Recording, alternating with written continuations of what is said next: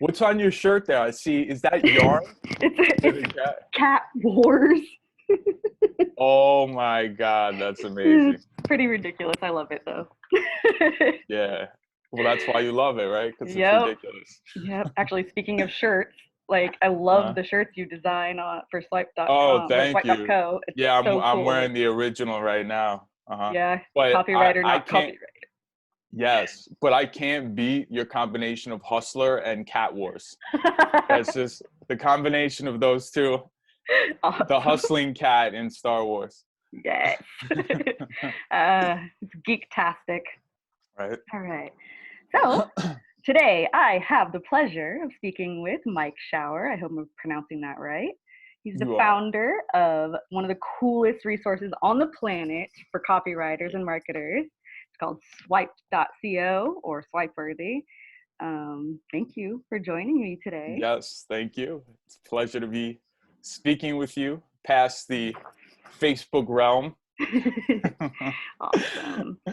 To get started, could you tell me how you first got interested in marketing and copywriting? Well, I started off doing design work. That was kind of my first love, making logos, designing websites, the T-shirts that I make.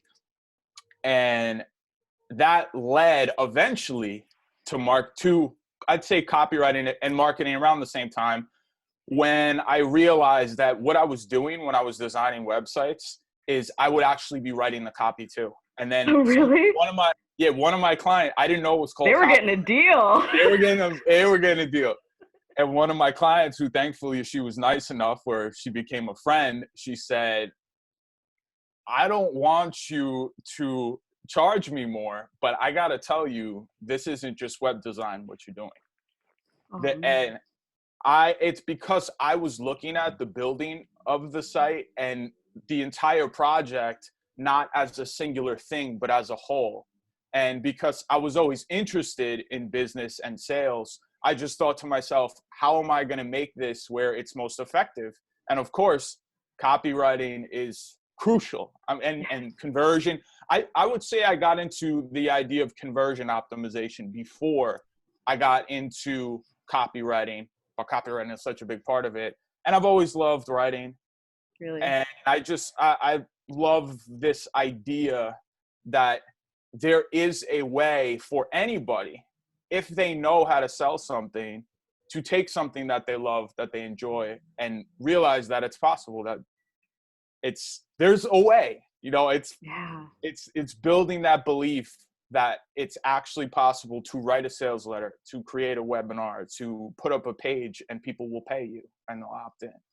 And that's why I love providing examples like I do, because people see enough and they start to believe that it's possible. Wow, this person's doing that. That person's doing that. Versus me just saying, here's my framework. And now I'm looked at as the guru, and like they have to become more like I understand learning from other people, but what I like about examples is it's not just about I am your guru and I will show you the way and you have to be like me. It's like there's a lot of options, and I'm showing you the matrix. Yeah, totally. I like the Morpheus role. That's awesome. Which involves some teaching, but it's more fun. So cool. Yeah, no, I love your analysis and your breakdowns of the copy and stuff, and just the underlying mechanics. I know that a lot of people mistakenly think that like swiping is just kind of like copying and maybe like changing words up and stuff. And I know that you like really help teach that that's not what it's really about. You're learning what the copy's doing underneath there and stuff. Big time. Could you give us any copywriting or marketing best practices that you've learned over the years?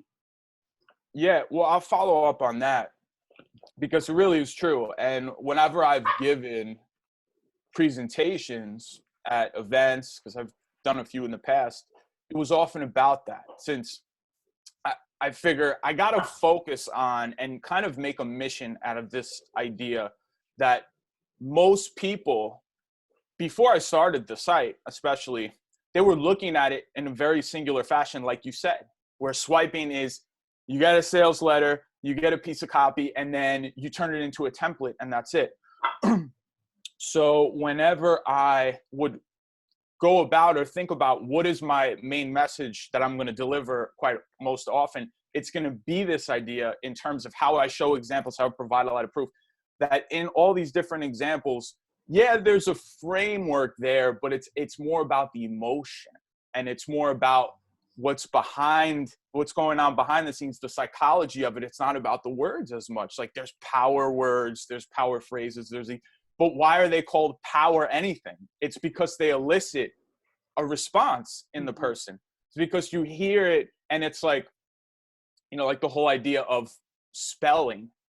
It kind of has a meaning too, is this idea of like casting a spell, where a word can have a certain vibe to it, where it kind of creates that spell in a sense.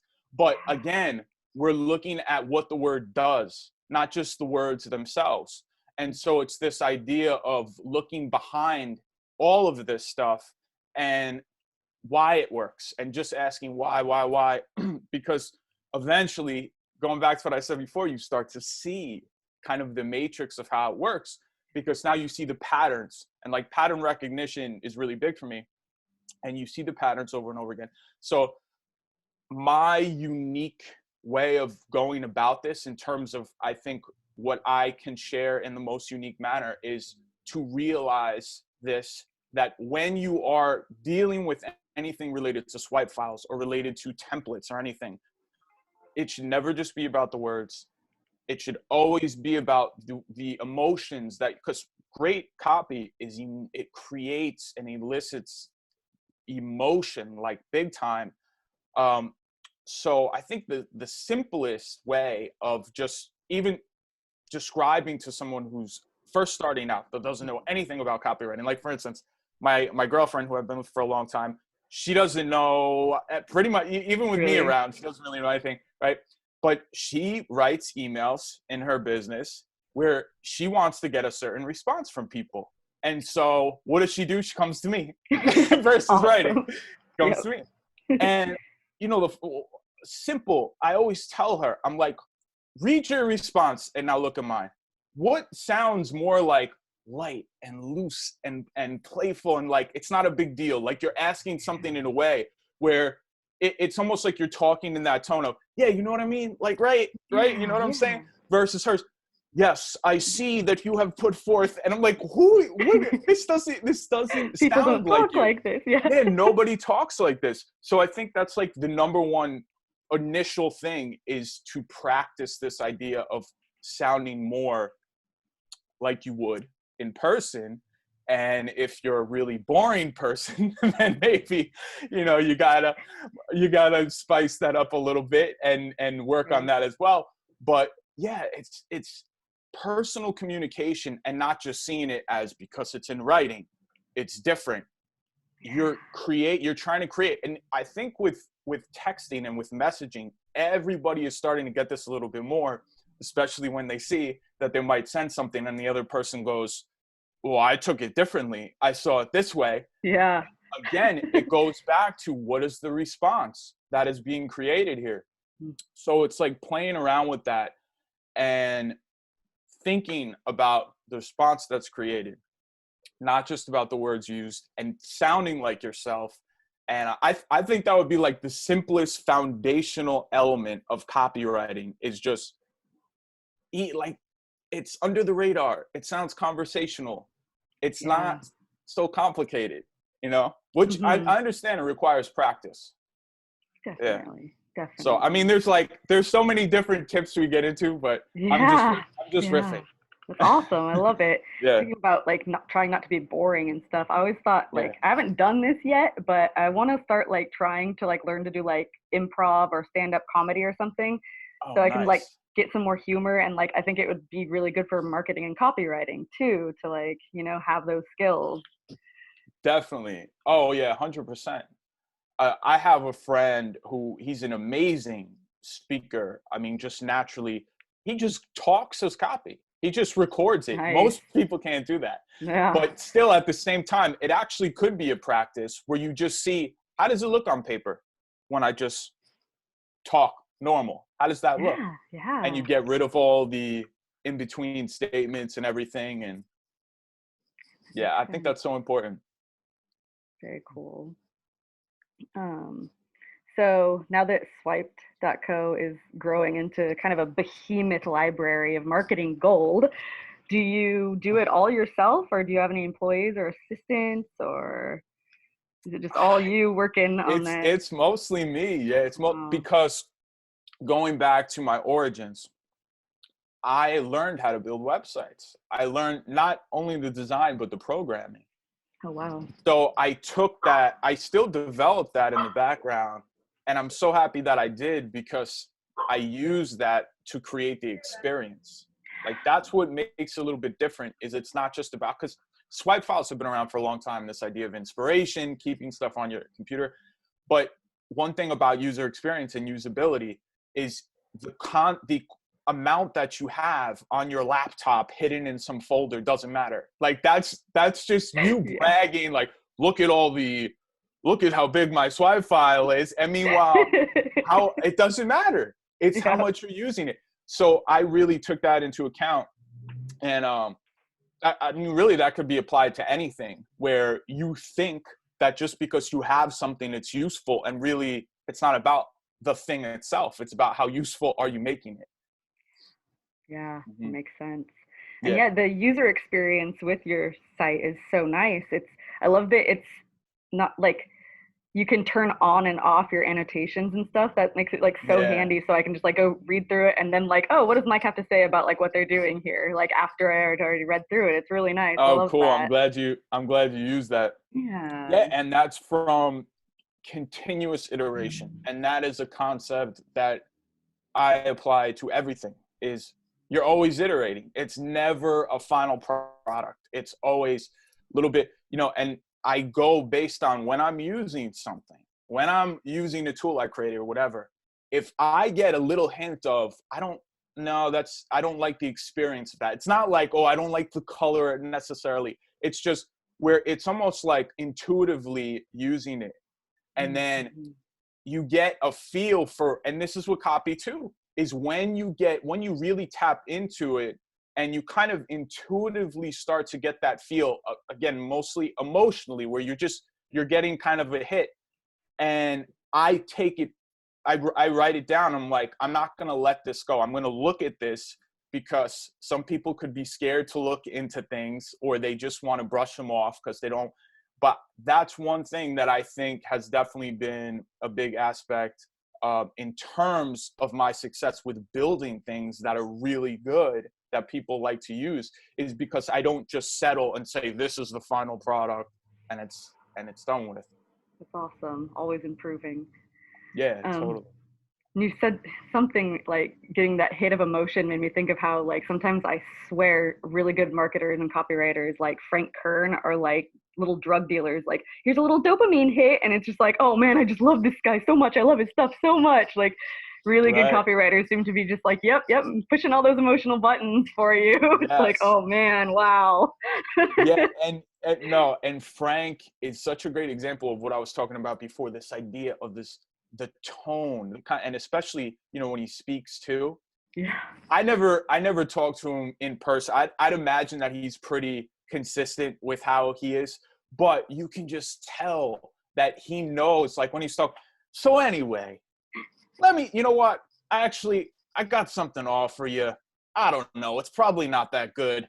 And then he brings it, and it's not forced. It's not pushed. It's just so under the radar. Yeah. So it's smooth. Amazing. He uses humor. He uses these, and it just completely disarms you. Yep. So cool.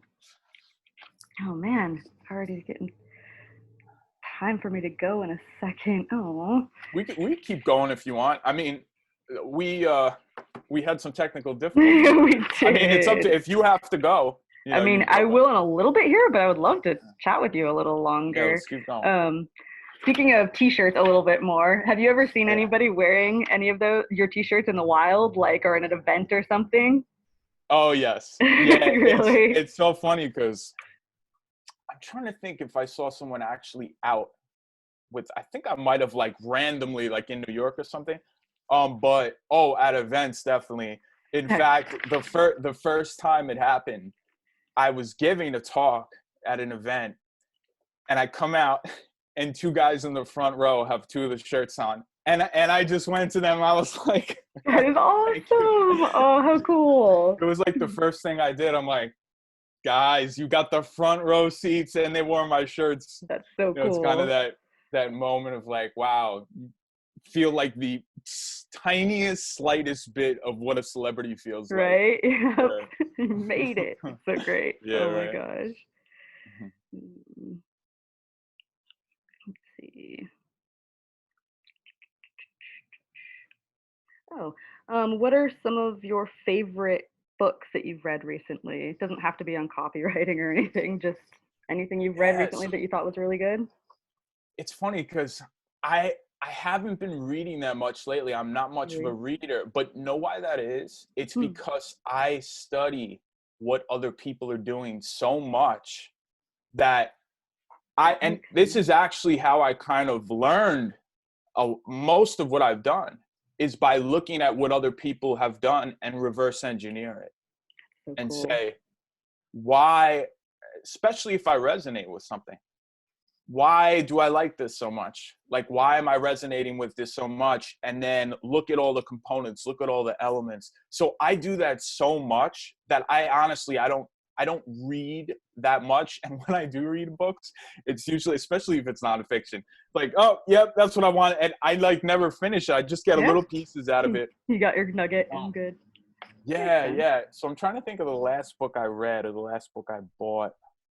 I do watch, I love listening to audio and YouTube, but you know what? I'll give this away because I'm not a good person to give recommended books really. But somebody asked me, and this is kind of an epiphany for me. They said, oh, so you're not a reader. I said, and it came to me, I'm like, I'm a researcher.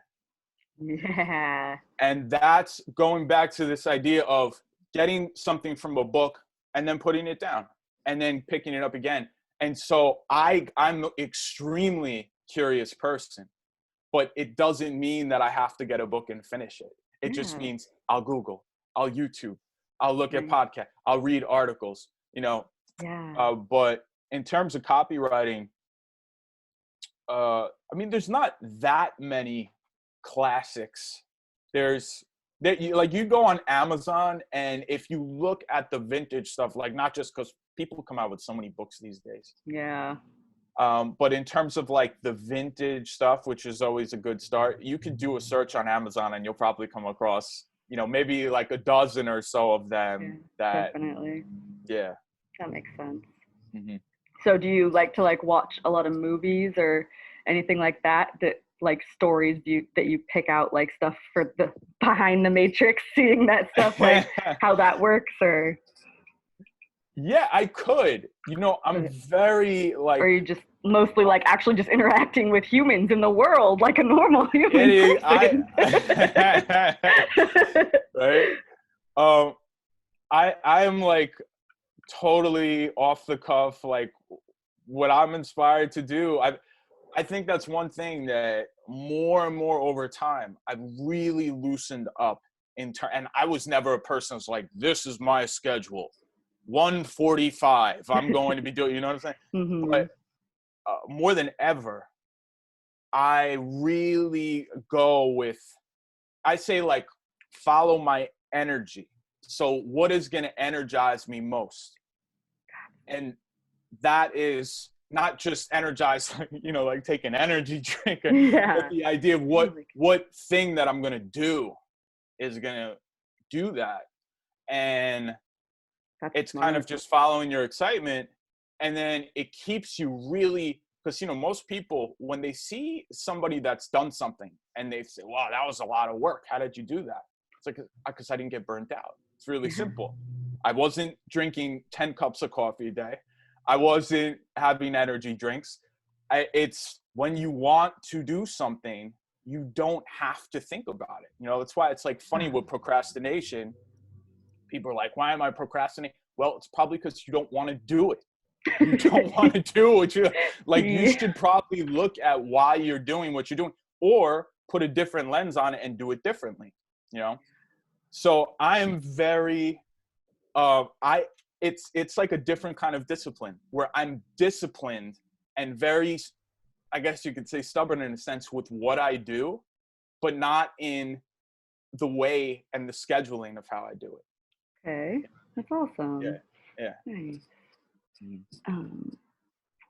So what does like a average day for you look like, or you just don't have like, I mean, super like strict scheduling, so like you just kind of go with the flow and go with what your energy's telling you should be doing? Strong.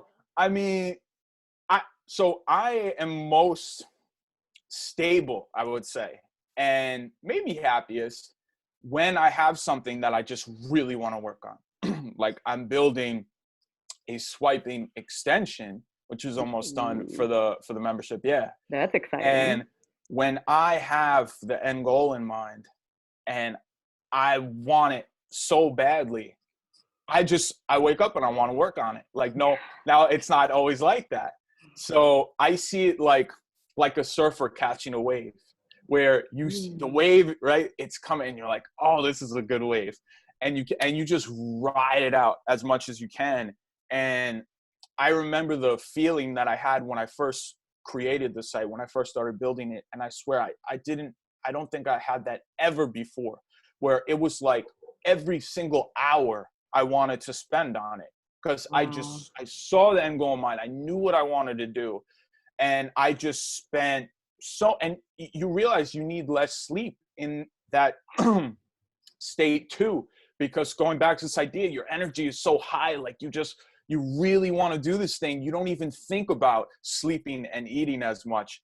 And, good thing it's not always like that, because but at the same time, that's my favorite, is when I'm just, and it's not always that exciting, but it's like, okay, so I don't have something that's screaming at me to do, but what's the next most exciting thing, And of course, at the same time, because we live in a world where there's things like keeping track of finances and these different things. And also, if you have a lot of things you're doing, you got to schedule it in.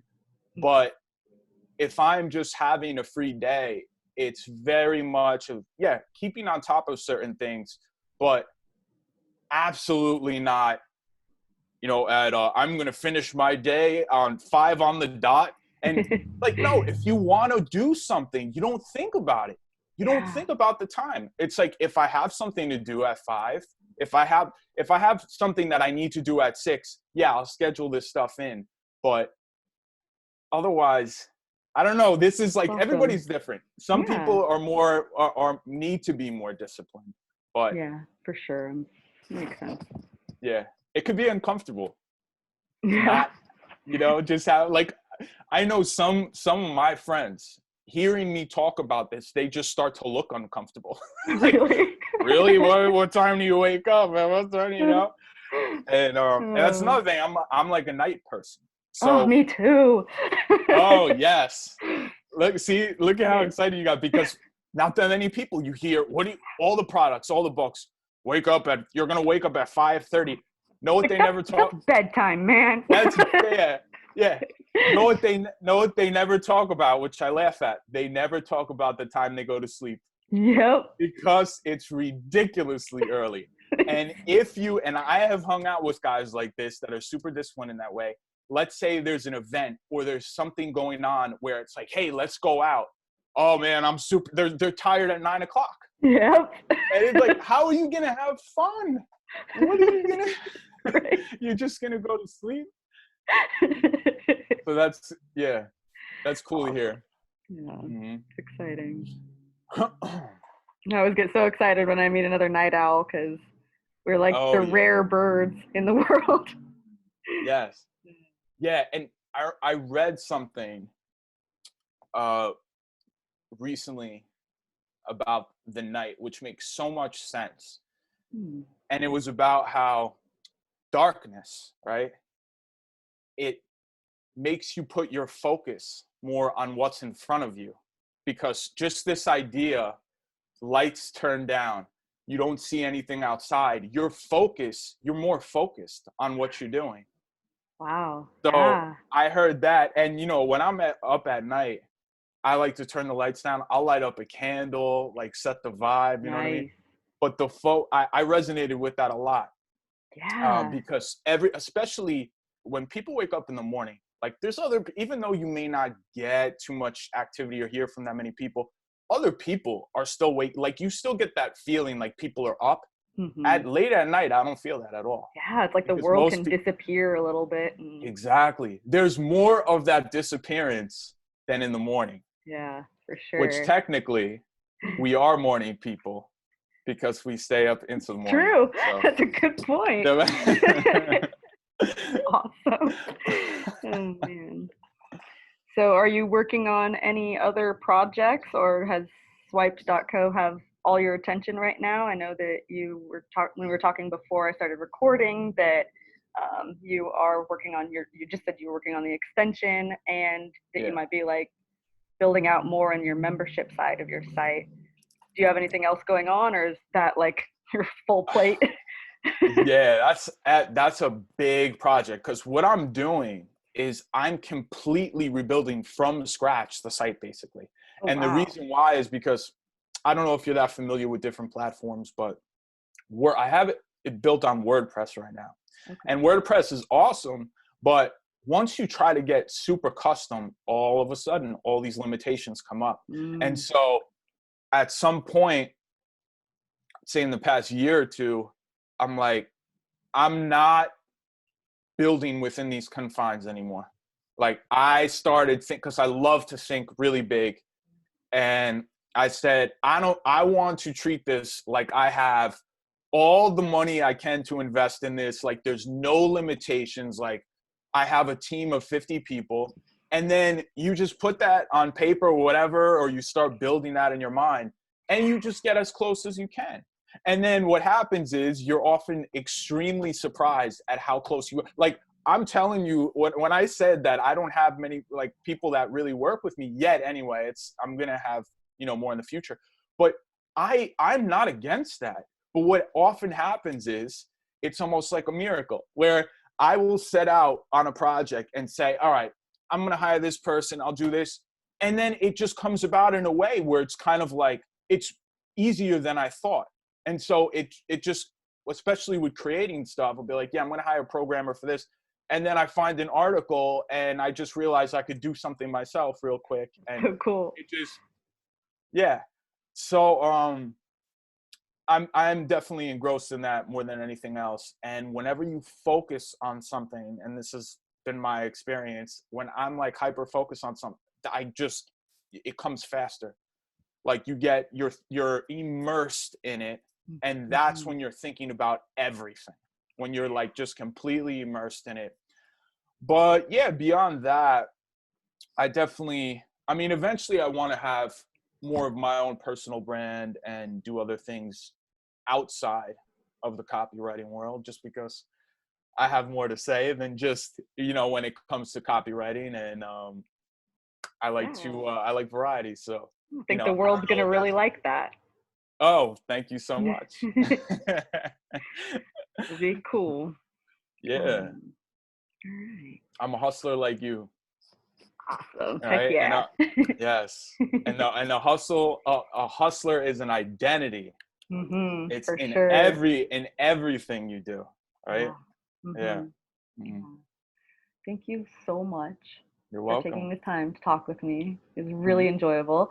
I don't know if I told you or not, but you were the first person that I've interviewed for my channel. So you're like saved it for the number end. one. Yes. So I was pretty nervous, but you're very easy to talk to. So thank you very much.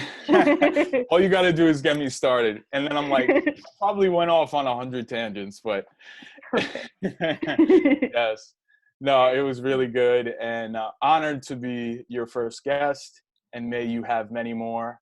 And I'll happy to be the 1,000th guest as well. Oh, heck yeah. Okay. If you choose to go that far with it, no pressure. Sounds good. Yes. Okay. You have a good night. I think it's afternoon over there where you are. So you have a good rest of your day. Yes, 3:40. So nice. Late afternoon. And then the night will bring us gifts, right? As night owls. Yep, definitely. Yeah. All right. All Take right, care. Jax. All right. Good talking to you.